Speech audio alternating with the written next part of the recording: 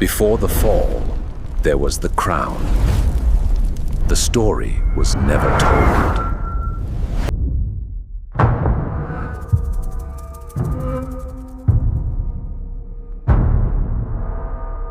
In the beginning, there was silence, deep in the red-soiled heart of the forested land that would one day be called Nigeria. A kingdom stood, not imagined, not imposed, but real, proud, ancient. This was not just a kingdom of men, it was a kingdom of spirits, voices, ancestral memories etched in brass, coral, and blood.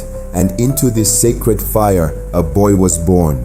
He was not yet called Oba Ovonramwen. He was simply Ovonramwen Nogbaisi, son of Oba Adolo, heir to a kingdom that held the weight of hundreds of years. He was born into the royal lineage of the Edo people, deep in the walls of Benin city, a place where time moved with the rhythm of ancestral drums. This was not just a city, this was the center of the earth for his people, a place where the Oba was not merely king but divine. From the first breath he took, Ovonramwen was not raised like a common child. Elders watched him closely. Priests whispered omens. His cries were measured by the moonlight, his steps counted by the stars. It is said that before he turned 5, the Iwu, the spiritual custodians of Benin's ancient rites, visited his mother in the night. They declared that he would one day inherit not just a throne, but a fight, not just a crown, but a burden, that the gods had written a battle on his forehead before he ever took his first step.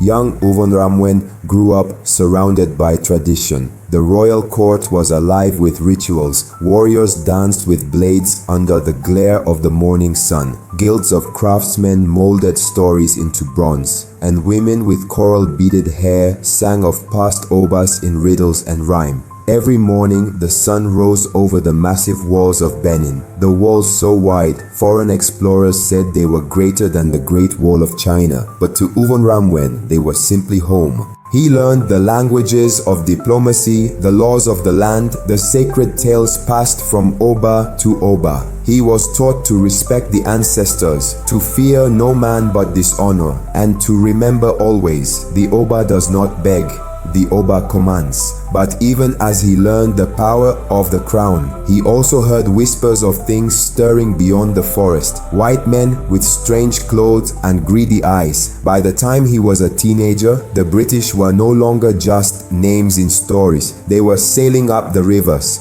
They were demanding palm oil. They were setting up treaties like traps. To them, Benin was just another jewel in the colonial crown. But to Ovonramwen, this was sacred land. Then came the year 1888. Oba Adolo, his father, passed away, and the palace fell silent again. All the markets closed, all the bells ceased. For 7 days, Benin wept. On the 8th day, the silence broke with thunder.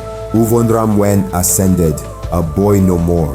The coronation of Oba Ovonramwen Nogbaisi was not a mere ritual. It was a storm of tradition. Drums beat like war. The sky opened up with rain, some say a sign from the ancestors. He wore the coral beads passed down from Oranmiyan himself, and with the ritual sword, he swore to defend the Benin kingdom, not just with power, but with honor, with spirit, with soul. But outside the walls, enemies gathered. British agents arrived in polished boots, demanding trade deals, access, submission. They spoke of civilization, but the Oba knew civilization is not built on threats. They accused him of superstition, of cruelty, of sacrifices. They called him a tyrant, but his people called him father, protector, the one who stands when others bow. Oba Ovonramwen played the game with wisdom. He delayed their requests. He held fast to tradition. He refused to sign away his land. And that refusal, that dignity,